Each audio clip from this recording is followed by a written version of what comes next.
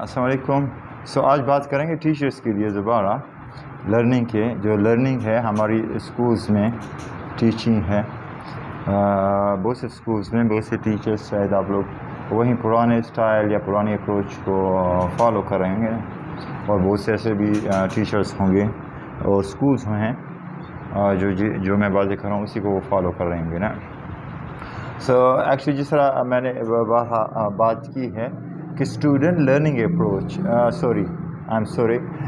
Student centre approach, जहाँ पर मरकज़ी नुक़्ते निगाह स्टूडेंट्स होते हैं, they are active participative approach होती है जिसमें बच्चे पार्टिसिपेट करते हैं, बच्चे हिस्सा लेते हैं इल्म को सीखने में। कौन सा इल्म सीखे, कैसे सीखें, उसमें वो हिस्सा लेते हैं। उसमें एक्टिविटी बेस्ड वो लर्निंग होती है, हैंड्स ऑन एक्सपीरियंस लर्निंग होती है, जिस पर आज हमने बात करनी है और आपको कुछ बताना है। I hope you will hair this one until and. ये एक चाइनीज़ में कहा गया है और शायद क्योंकि डिफरेंट इसके जो कोर्स हैं कि किसने ये बात कही है, I am not mentioning the name irrespective. I hear and I forget, मैं सुनता हूँ फिर मैं भूल जाता हूँ। लाइक आप लोग मुझे सुन रहे हैं तो आप भूल जाएंगे कि मैंने क्या कहा है कुछ टाइम बाद। आई सी एंड आई रिमेंबर और जब मैं देख लेता हूँ वो चीज़ याद रहती है मुझे।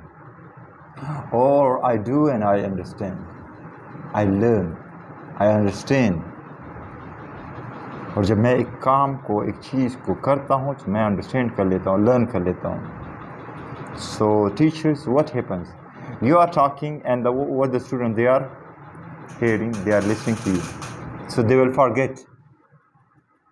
So what means what you are teaching, what you are giving them, what learning you are giving to them, it will be forgotten. Okay, if you show it to them and they see it, they will remember it for some time, quite some time, but again they will forget it.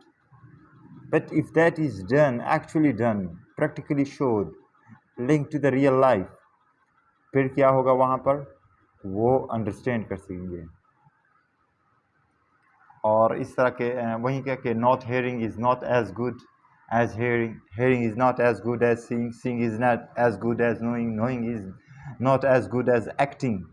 True learning continues until it is put into action.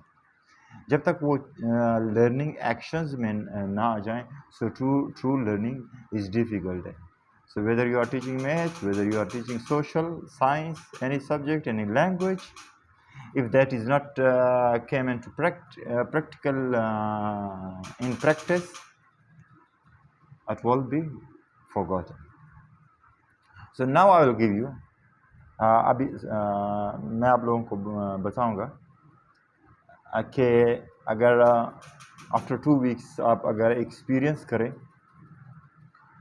बच्चों का या किसी पर भी आप experience करें, तो after 2 weeks हमें क्या याद रहता है। एक बच्चा या आप खुद अगर आप रीड करते हैं एक स्टोरी को, एक बात को, वो 10% आपके पास वो मेमोरी जो आपने रीड किया होता है आफ्टर 2 वीक्स वो महफूज होती है, बाकी 90% is gone if it is just reading.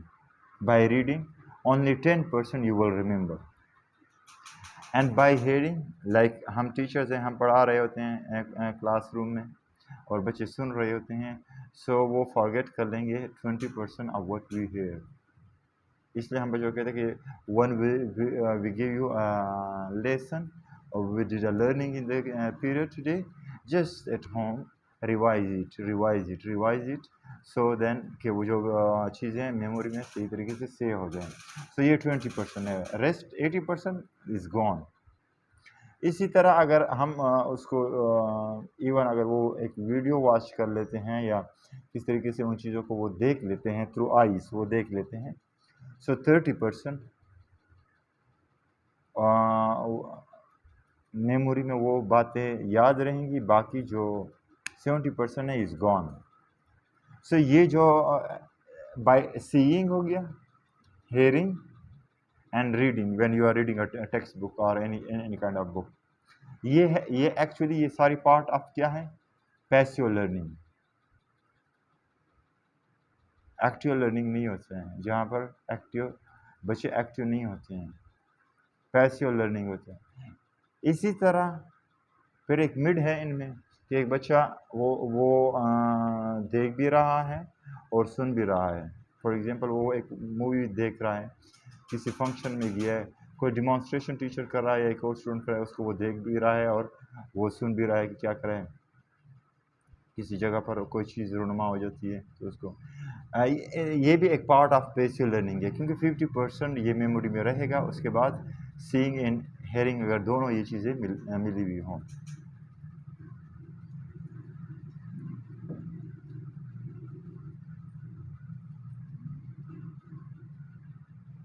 अच्छा, यहाँ तक तो बात हो गई। अब वो जो एक्चुअल लर्निंग है वो एक्चुअली क्या है, 70% of what we say, right, exactly now where I am talking on something, okay, एक ये आपके साथ मैं बातें कर रहा हूँ, राइट, ये है सेइंग। सो जब बच्चे पार्टिसिपेट करेंगे डिस्कशन में, उनको टाइम मिल जाएगा बात करने का, उनको एक चीज़ खुद हल करने का मौका मिलेगा, उनको कहने का मौका मिलेगा। सो 70% वो जो बातें हैं, जो इल्म है, वो आफ्टर 2 वीक्स उनके मेमोरी में रहेगा। ये एक्टिव लर्निंग है। लेकिन एक्चुअली क्या होता है, बस बच्चे सिर्फ सुन रहे होते हैं और उनको बोलने का वो मौका नहीं मिलता है जो होना चाहिए। दिस इज़ जो मैंने बिगिनिंग बात की कि पार्टिसिपेटरी अप्रोच वो तब आ सकता है जब आप स्टूडेंट सेंटर अप्रोच के साथ आपकी टीचिंग मेथडोलॉजी हो। अगर आप अथॉरिटेटिव स्टाइल से आप पढ़ा रहे हैं, आप लेक्चर स्टाइल से पढ़ा रहे हैं, आई am sorry, just we are wasting the time of our kids, number one, and not wasting, we are destroying their time and their future as well। हम उसके फ्यूचर को भी डिस्ट्रॉय कर लेते हैं। और एग्ज़ाम तो वही मैं आपको कह रहा हूँ कि आप यहाँ तक कि अगर आप रीड करें, वो करें, 1 वीक पहले करें, then exam is coming, exam में तो आप क्लियर कर लेंगे, मार्क्स ज़्यादा ले लेंगे, लेकिन एक्चुअली जो नॉलेज है वो तो गेन नहीं कर सकेंगे। और सबसे फिर बेहतरीन ये है कि बच्चा मसलन करे भी, बोले भी और पार्टिसिपेट भी करें, वो एक्शन डू भी करें, डूइंग करें, से एंड डू। मतलब कोई ड्रामेटिक प्रेजेंटेशन किया है, एज अ रोल मॉडल उसने पेश किया है, या रियल एक्सपीरियंस कहीं पर हुआ है, उसी को उसको वो उससे गुजरा है, रियल थिंग को वो गुजरा है। इसलिए तो हम कहते हैं कि आप रियल लाइफ के साथ मैच किया करें। रियल फ्ला नहीं, you have to take two students there and get them experience in that thing. So ये है 90% बच्चे को याद होगा after 2 weeks as well. So when it means after 2 weeks, it means mostly it is permanent knowledge. ये actually अभी आप देखें कि वेयर वी आर, अभी थोड़ी सी इसी से लिंक पर हम बात करेंगे कि टीचर आपका भी रोल क्या होना चाहिए। सो यहाँ कुछ पॉइंट्स मैंने यहाँ नोट किए हैं। सो एक पैसिव वे ऑफ टीचिंग और लर्निंग है, एक एक्टिव वे ऑफ टीचिंग और लर्निंग है। सो वन बाय वन मैं पैसिव और उसके बाद उसका एक्टिव क्या हो गया। टीचर सेंटर्ड क्लासरूम, कि जिसमें टीचर ही बोल रहा है, टीचर ही हल कर रहा है, टीचर ही सब कुछ है। अथॉरिटेटिव स्टाइल है, okay, mostly lecture method use किया गया, या वो क्वेश्चनिंग करता है teacher, no, learner centre, student centre classroom होनी चाहिए। फिर एक्टिव लर्निंग, एक्टिव टीचिंग उसी कहेंगे। प्रोडक्ट सेंटर लर्निंग, एक ये प्रोडक्ट, ये फॉर एग्जांपल ये एक प्रोडक्ट है और आप उसको एक्सप्लेन करते हैं, no, process centre learning, throughout the learning वो प्रोसेस क्या है उस प्रोडक्ट को प्रोड्यूस करने के लिए, उस प्रोडक्ट को, सो वो प्रोसेस आप से आप गुजारेंगे। यानी इसका आप इसका अगर मैं मैथ्स के हवाले से एग्जांपल दे दूं, फॉर एग्जांपल आप मैथ्स में एक फार्मूला बताते हैं, okay this is formula and this और दैट, नहीं नहीं, you have to go inside, the student has to go inside and उस प्रोसेस से वो मुकम्मल तौर पर उस पर उनको ग्रिप आ जाए कि वो प्रोसेस क्या है। ना कि हाँ ये एक क्वेश्चन हल किया, 2 3 ये प्रोडक्ट लोगे, ओके ये दैट्स फाइनल आंसर, नो, आप उसमें डीप जाएंगे। अच्छा, होता क्या है पैसिव लर्निंग में कि टीचर ट्रांसमिट करता है अपने नॉलेज को, ट्रांसमिट करता है यानी दे लेता है, अता कर देता है, ट्रांसमिट कर देता है नॉलेज को बच्चों के जहन में। This is the passive learning, old fashion method learning. यहाँ टीचर को क्या है, उस नॉलेज को वो ऑर्गेनाइज करेगा, ग्रुपिंग बनाई, okay you have to do work on this one, you have to do work on this one, आपने यहाँ पर इसकी रीडिंग करनी है, आपने यहाँ से फॉर एग्जांपल इंग्लिश सब्जेक्ट है, यहाँ से दो difficult words which you seems are difficult to pronounce it, वो आपने अंडरलाइन करने हैं, और आपने यहाँ पर ये कर, so you are organising everything according to the students, what उसकी एबिलिटी है, उसकी क्या कैपेसिटी है, और उसका लर्निंग स्टाइल क्या है, उसी के मुताबिक, और उसका इंटरेस्ट किस सब्जेक्ट के अंदर किस सेक्शन में है, सो उसी के मुताबिक आप सारे इल्म को ऑर्गेनाइज नॉलेज करते हैं। जबकि हम क्या कहते हैं कि बस वो ट्रांसमिट कर रहे होते हैं, बस दे रहे होते हैं ना। अच्छा, ये भी एक ओल्ड फैशन है कि टीचर डूयर होता है, यानी टीचर ही काम करने वाला होता है, टीचर ही बताने वाला होता है, टीचर ही डिमॉन्स्ट्रेट करने वाला होता है, टीचर ही सब कुछ करने वाला होता है।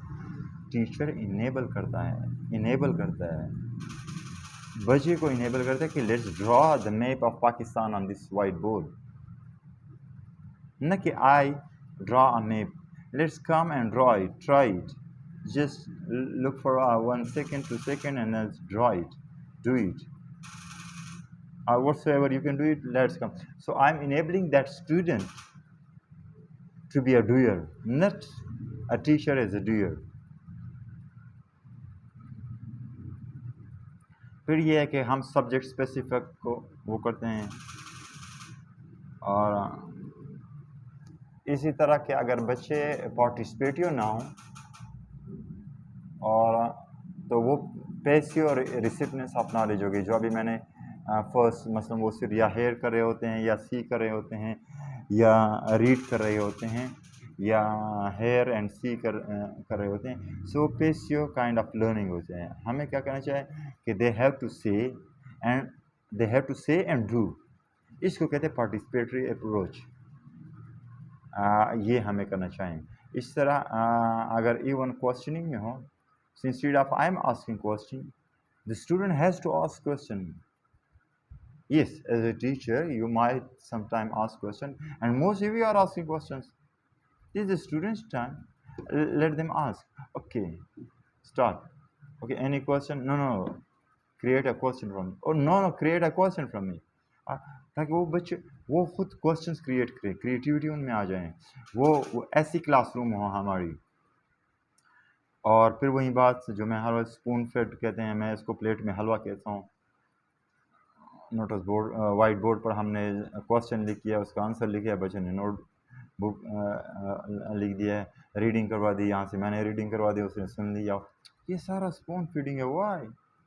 Even if it is a new, for example, even if it is a distributive law in mathematics, if it is a new for the students, okay, let's read that page of mathematics, it is about distributive law, और फिर आ जाएं class को और मुझे समझाएं कि distributive law है, and उससे पहले मैंने कोई जिक्र distributive law का नहीं है। This is called learning. और हम हलवा दे रहे हैं प्लेट में। और इसी तरह चूँकि ये जो हमने मार्क का सिस्टम, एग्ज़ाम का सिस्टम और एक प्रेशर सिस्टम डेवलप किया है, वालिदैन भी यही चाहते हैं कि हर बच्चा दूसरे से कम्पीट कर रहा होता है। वाई? कोलैबोरेट करें, सपोर्ट करें एक दूसरे के साथ। और मैं बार बार यही कहता हूँ कि एक बच्चा है, वो दूसरे बच्चे को ट्यूशन दे रहा है, उसको टीच कर रहा है, उसको हेल्प दे रहा है, वो दे रहा है। So the same child, because that child is saying and doing, उसकी जो नॉलेज है वो और इंक्रीज़ होती जाएगी, राइट। सो आपस में कोलैबोरेशन वो बहुत ज़रूरी है बनिस्बत कंप्यूटिंग की। कंप्यूटिंग तो बिल्कुल नहीं होनी चाहिए। और इस तरह हम मसला अगर कोई मैथ सीख रहा है बस उसे मैथ्स ही मालूम है, अगर कोई साइंस सीख रहा है वो साइंस से है, और ये हम एक ओल्ड फैशन मेथडोलॉजी नहीं, आप लिंक करें। What is the link between math and social studies, what is the link between math and science, what is the link between math and Islamiyat, और साइंस एंड इस्लामियात, और सोशल एंड इस्लाम। इन subjects को आप link करें, link करके ही पढ़ाएँ। लेकिन I am sorry, we are not doing that one. So these were few something which I was going to talk about our teaching philosophy, teaching methodology. So शायद time ज़्यादा हो गया, I don't know कि मैंने सही present किया नहीं किया, and that I will show it in the next video, the PPT file. Thank you very much.